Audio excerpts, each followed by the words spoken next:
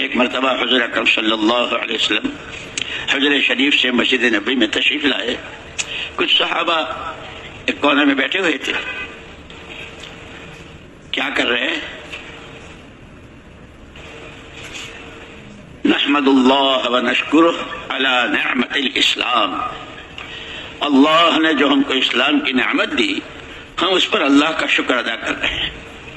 حضور اکرم صلی اللہ علیہ وسلم نے کلمہ مبارکہ کی زیادتی کے ساتھ فرمایا، یوں کہو نحمد اللہ ونشکرہ علی سابغ نعمت الاسلام.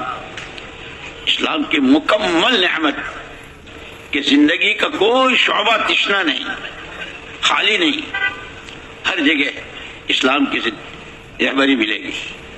اور پھر اس پر وعدے. اللہ اکبر. بندہ کرے گا اپنی بساط سے، یہ الحمدللہ کہتا ہے اپنی بساط سے، اور اللہ کو وہ کتنا پسند ہے کہ میزان عمل بھر جاتا ہے. لا الہ الا اللہ کہتا ہے، اللہ اکبر کہتا ہے، سبحان اللہ کہتا ہے. اپنی جو اس کی اپنی ایمانی قوت اور جو اس کی اپنی روحانی، لیکن دینے میں کہ جتنے وعدے ہیں اس میں تو کہیں کوئی تخلف ہے ہی نہیں. انہ لا یخلف المیعاد. تو سب سے بڑی نعمت محمد الرسول اللہ صلی اللہ علیہ وسلم کی بعثت. حضرت ابراہیم علیہ الصلوۃ والتسلیم نے وہ سارے امتحانات، ساری آزمائشوں سے گزرنے کے بعد دعا مانگی تھی، ربنا وابعث فیہم رسولا من انفسہم یتلو علیہم آیاتک ویزکیہم ویعلمہم الکتاب والحکمہ. میں نے تو یہ 2 بیٹے اسماعیل و اسحاق اور 2 بیویاں ہاجر و سارہ، اور میری اپنی ذات، اور یہ اپنے خاندان کو چھوڑ کر آنا، اور جنگل بیابان میں، اور جس وقت جو آپ تشکیل کرتے رہے، ان کو یہاں چھوڑو، آپ چلو، آؤ تو پھر سواری سے نہ اترو. بہت سارے واقعات اور ساری بار بار سنتے رہتے ہیں. دعائیں مانگی اور یہ سب سے بڑی دعا مانگی، ایک ایسا پیغمبر برحق انہی میں سے ہو کہ جو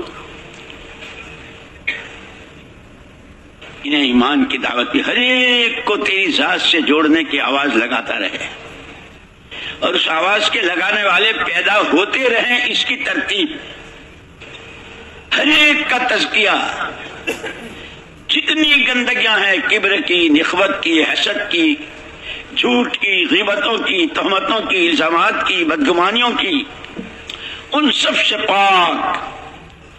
اس لیے کہتے ہیں کہ بڑے بعض مرتبہ دیکھنے میں بہت معمولی چیز نظر آتی ہے، لیکن جیسے چھوٹا سا عمل، جیسے میں نے کہا نا، صدقہ اللہ کے غضب کو ٹھنڈا کر دیتا ہے کہ پہاڑ اور آسمان اور زمین اور ہوا اور آگ اور سب اس کے مقابلے میں کچھ نہیں.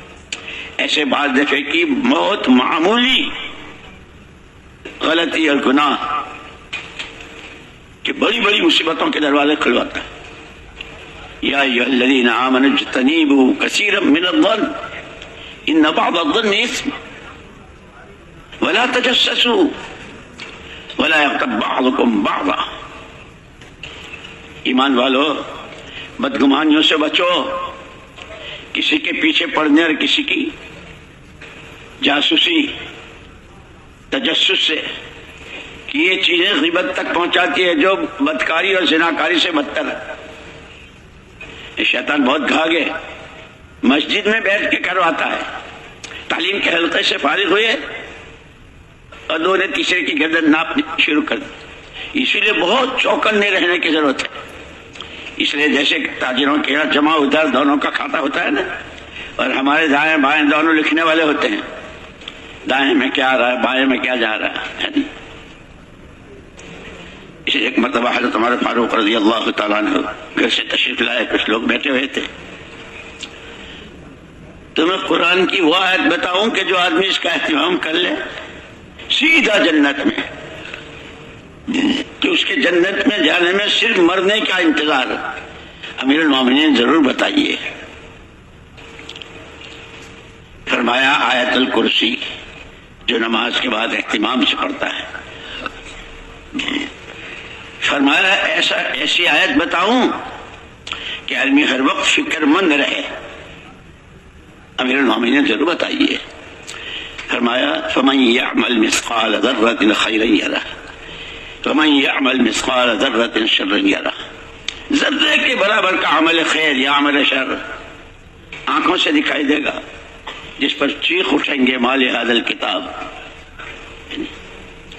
جب آدمی کو یہ ہر وقت دھیان رہے گا میں کیا بول رہا ہوں، کیا سن رہا ہوں، کیا کھا رہا ہوں، کیسے کھا رہا ہوں، کہاں بیٹھا ہوں، میرا وقت کہاں لگ رہا ہے، کیا سوچ رہا ہوں.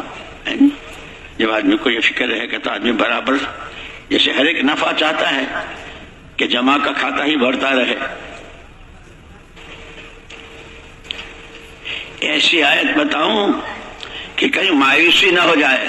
لیکن شیطان بہت گھاگ ہے، یا تو عمل پر نہیں آنے دیتا، عمل پر آتا ہے تو سب سے پہلا اور سب سے بڑا حملہ اس کا نیت پر. نماز بھی ہے، صلاۃ التسبیح بھی ہے، چلے بھی ہیں، مجمع بھی ہیں، اجتماعات بھی ہیں، بیانات اور تقریریں بھی ہیں، ہے نہیں؟ سب سے پہلا حملہ نیت پر. اسی لیے وہ آپ کو بار بار ہم فضائل کی، یہ فضائل اعمال اور فضائل صدقات جو ہے اسے معمولی نہ سمجھو.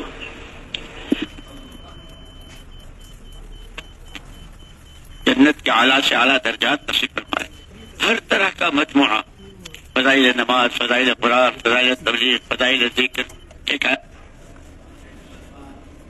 جلد دوسری جلد، اور کیسے کیسے واقعات. میں ایسی آیت بتاؤں کہ آدمی مایوس نہ ہو جائے. اس لیے بعد مطلب بتا، ایک آدمی آیا مولانا الیاس صاحب رحمۃ اللہ علیہ کے پاس. حضرت بہت دنوں سے نماز پڑھتا ہوں، کچھ ہوتا تو ہے نہیں، نماز تو ہے، کیا کروں؟ فرمایا نماز کے بعد اتنا کہہ لیا کر پروردگار تیری جو شان ہے، کیا کہنے تیری بڑائی، تیری شان، تیری عظمت. عبادت تو تیری اسی شان کے استحلال کے ساتھ، اسی بڑائی کے دھیان کے ساتھ، لیکن بہت کمزور ہوں. پڑھی تیری توفیق سے پڑھی، لیکن ایسی نہیں پڑھی گئی جیسے تیری شان ہے. فرمایا کہ یہ کہہ لیا کرو، اے اللہ تیری شان کے مطابق. ایک سجدے کو بھی نہیں کہہ سکتا، ایک دفعہ کہ سبحانک اللہ، سبحان اللہ کو بھی نہیں کہہ. یہ صرف تیرا کرم ہے جو اس گندی زبان پر تو نے جاری کر دیا. کہ آدمی اللہ کی توفیق پر اللہ کا شکر ادا کرے. اور یہ شکر یوں کہتے ہیں مولانا محمد الیاس صاحب رحمۃ اللہ علیہ جب یہ آیت پڑھتے تھے، ہمیں حاجی نے سنایا تھا، ما يفعل اللہ بعذابکم ان شکرتم وآمنتم. اللہ تمہیں سزائیں دے کے کیا کریں گے، اللہ تمہیں عذاب دے کر کیا کریں گے، اگر تم دو بنیادی صفتیں اپنے پیدا کر لو.